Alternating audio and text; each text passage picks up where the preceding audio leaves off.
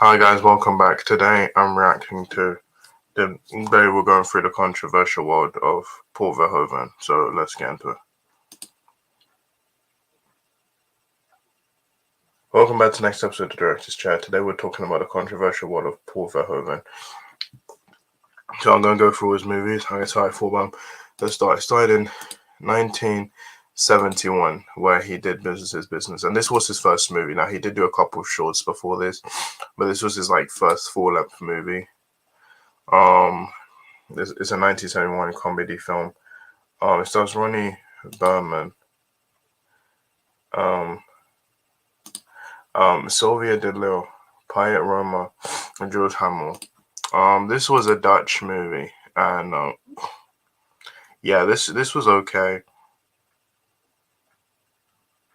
And yeah, so I haven't seen this movie. I don't know if it's good or not, but yeah, this was his first movie. In 1973, we had Turkish Delights. Now, this was another Dutch erotic romantic drama film he did, and this starred Monique van Den and Rutger Hauer, and this is another Dutch movie he did. I haven't seen this one either, so I really haven't seen his early movies. And then in 1975, we had Kitje Tippel, which this was, I think, another Dutch movie. Yeah, this was the most expensive Dutch movie film produced at the time. And it made 1.8 million on a $800,000 budget. Now, I haven't seen this movie. Yeah,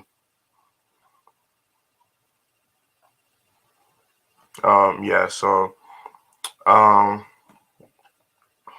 yeah.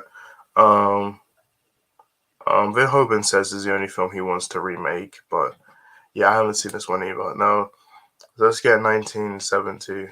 So 1977, we had Soldier of Orange. This was another Dutch film he did. This had Rutger Hauer, Gerard Crabbe, Derek de Lint, and Edward Fox. And yeah, he made I haven't seen this one either. So yeah, so then in 1980 he did Spetters, which is another Dutch movie he did. I have not seen this one either. So I haven't seen a lot of his and also in 1981 he did All Things Pass, which I couldn't find a poster of it, but that was a television film, so obviously I didn't include it. And in 1983 we had The Fourth Man. This is a Dutch psychological horror film. This stars Joan Crabbe, Renee Soden, Tom Hoffman, Dolphy De Vries, Gerrit de Jong, and Hans Veerman. And yeah, and then yeah, I've not seen this one either. And then in 1985 we had Flesh and Blood, which this is a romantic historical adventure film. This stars Rutger Hauer, Jennifer Jason Leigh, Tom Burleson, Susan Tyrrell, Ronald Lacey, and Jack Thompson. And yeah, so this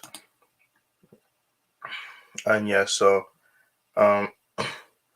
yeah,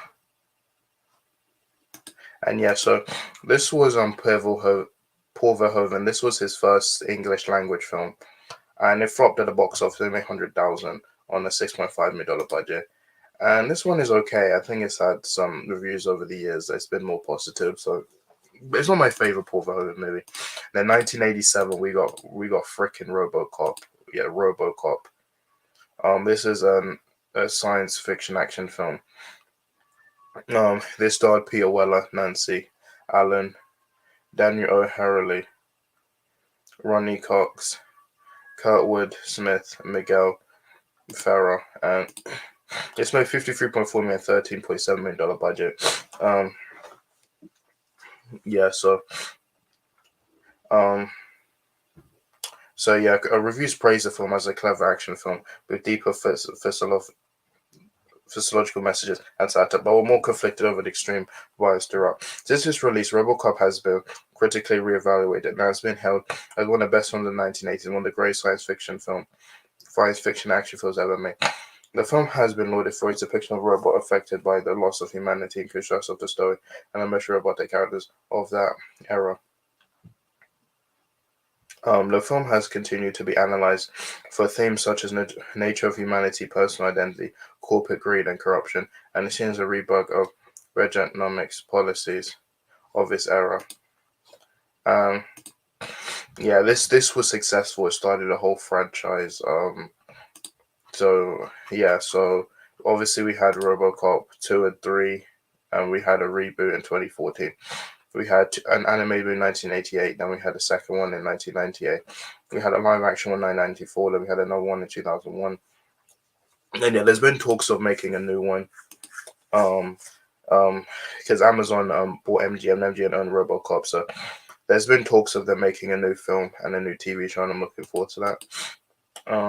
So yeah, that's RoboCop, a really good movie. I enjoyed. I think it's probably my favorite Paul Verhoeven movie. I really enjoy this movie.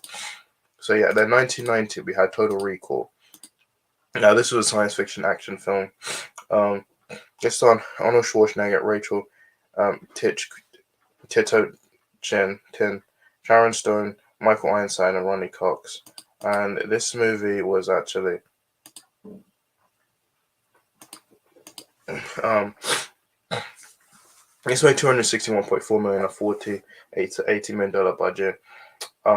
Its critical reception was mixed, with reviewers praising its theme for identity and questioning reality, but criticized content perceived as vulgar and violent. Um, since its release, Total Recall has been praised for its ambiguous ending, questioning whether Quay's events are real or fantasy, and has been analyzed for themes of authoritarianism, colonism. Retrospective reviews have called it one of Schwarzenegger's best films, and placed it among the best science fiction films ever made. And alongside comic books and video games, Total Recall has been adapted into the 1999 TV series, which ran for, in 1999, it ran for 22 episodes. And an early attempt at a sequel based on Dick's The Minority Report became the 2002 standalone film Minority Report. Um, and then there was a remake. And then in 2012 there was a remake of the same name. However, it failed to replicate the success of the original. Um, so um, so yeah, this one's a really good movie. I love Sharon Stone in this movie. I like Arnold Schwarzenegger in this movie. That is a really good movie. Then in 1992, we had Basic Instinct. Now this was a neo-noir erotic thriller, and it starred Michael Douglas, Sharon Stone, George Dezanza, Gene Triplethorne, and Wayne Knight, and it made $352.9 million on a $49 million budget. The film received mixed reviews upon release. The performance of the cast, original score, and editing was praised, while its writing and character development were criticized. The film also generated controversy due to its sexually explicit content, while its depiction of homosexual relationships. The film received mixed reviews, who praised the performance of the cast, its original score and editing, but criticized its writing and character development. Despite the public protest, Basic Instinct was a commercial success. It made $350 million, becoming the fourth highest grossing film of 1992. Since its release, the film has undergone a critical revaluation. It has become recognized for its groundbreaking depictions of sexuality in mainstream Hollywood cinema, and was ruled by one scholar as a neo-noir masterpiece that plays with and transgresses the narrative rules of film noir. So this one was good. I really love this movie. There was a sequel that was released 14 years later. It came in 2006, and it was made without the involvement of Verhoeven and Douglas. It only stars Sharon Stone. It received negative reviews and was relatively unsuccessful. There's been talks of a third one, which there was going to be one, but after the poor performance of this, it was scrapped. But in April 2006, Stone said she would be interested in directing a potential third installment. I think maybe the day and age she could probably direct it, but I don't know. So yeah, then in 1995 we had Showgirls. This was erotic drama thriller film. It starred Elizabeth Berkley, Kyle MacLachlan, Gina Gershon, Glenn Plummer, Robert Davey, Alan Ratchins, and Gina Ravera. It made $37.8 million, a $40 to $45 million budget. Um, so yeah, and yeah, so It had significant controversy and hype surrounding the film, its amount of sex and nudity perceived in its theatrical release. The film was rated NC-17 for nudity and erotic sexuality throughout, some graphic language and sexual violence. Showgirls was the first and only, and today only NC-17 film to be given a wide release in mainstream theaters. And yeah, so it had poor reviews, resulting in the film becoming a box office bomb. Despite negative theatrical and critical consensus, Shogun enjoyed success on home video market, generating more than 100 million from video rentals, allowing the film to turn a profit and became one of MGM's top 20 all-time bestsellers for its video premiere. Verhoeven prepared an R-rated cut for rental outlets that would not carry NC-17. This edited version runs 3 minutes short to 120 minutes and deletes some of the more graphic footage. Showgirls was a failure, was a cruel upon release. Planned for his acting, particularly Burke's characters' dance, numbers, directing, plot, screenplay, and sex scenes, and constantly ranked as one of the worst films ever made.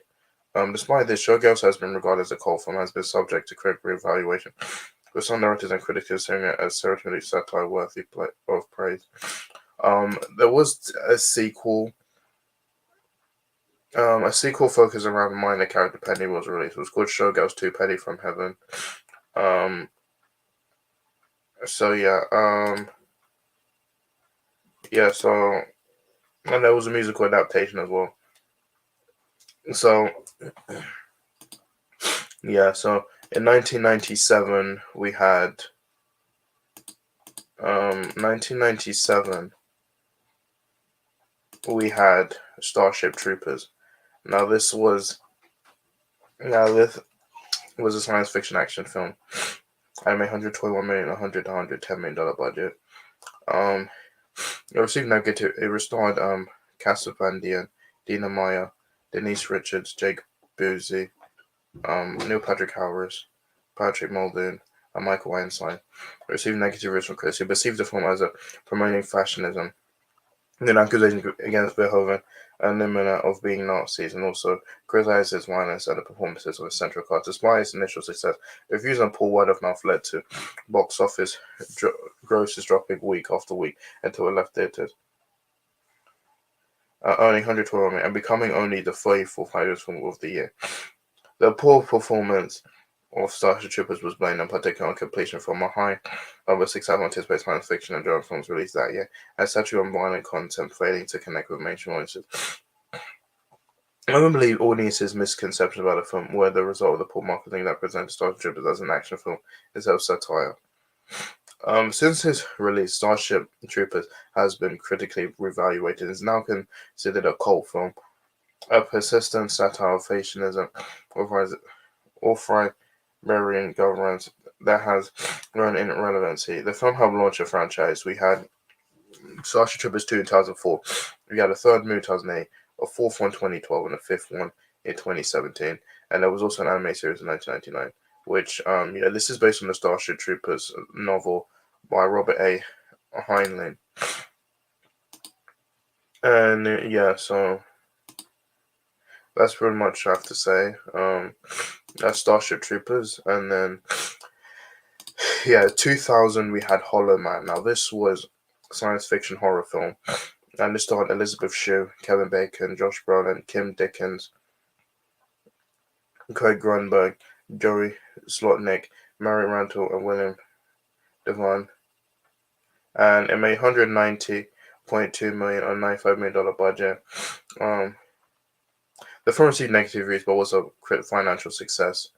I love this movie. I love this and Starship Troopers. They're both really good movies. There was a direct-to-video standalone sequel called Hollow Man 2, starring Christian Slater and Peter Facinelli, was released in 2006. So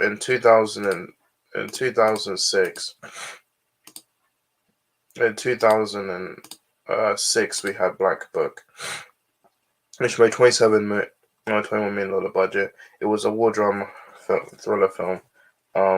Is the first Verhoeven made in Netherlands since The Fourth Man, made in 1993, before he moved to the United States. It was 3 times more expensive than any Dutch film. And, so It got positive reviews, man. I've not seen this movie. I don't know if it's good. It stars Karis Van Houten, Stephen Koch, Tom Hoffman, and Renate Rain. And yeah, so this movie was, yeah, it was a good movie. I liked it for what it was. So yeah, then then in 2000 and um so yeah in 2012 we had Tricked. This came in 2012, and this was I don't know anything about it. This was like a Dutch movie. I don't know. It was on a street. It was on TV. I don't know what it was, but I don't know anything about it. But yeah, he did Tricked. Then and after that he did Ellie, which came in 2016. This was a 2016 psychological thriller, and this is based on Dejan's novel was published in 2012. It was based on by Philippine Dejan. Um, it made 12.7 million, $9.1 million budget. It starred Isabel Hubbard, Lauren Laffin, and Consigne, Charles Brown, and Virginia Efron, and yeah. This one was okay. This one was widely acclaimed. Specifically Hubbard's performance, considered to be one of the finest of her career. And yeah, this one's a really good movie. So yeah. So and then finally, um, in 2021, we had Benedetta. Now this was a 2012 biological psychological drama. It stars Virginia Efira as Benedetta Carlini, who was an Italian Catholic nun. Um, and yeah, so it made 4.2 million, and this one is an okay movie. Yeah, so yeah, that was it. It received positive reviews, and yeah, that's pretty much what I have to say. Um, that was his latest movie. Um, and that's pretty much Paul Verhoeven. Now, this is kind of a controversial one because Paul Verhoeven, he's known for blending graphic violence and sexual content with social satire. That's more is a trademark for both his drama and science fiction film. So Paul Verhoeven is a really good. There's some movies I like, there's some I don't. I don't think there's really a bad one. I think they're all good. So yeah. Now I'm not a huge fan of Showgirls, but I don't think it's a bad movie. But yeah, that's pretty much it. So guys, I'm watching my videos. My next one. Bye.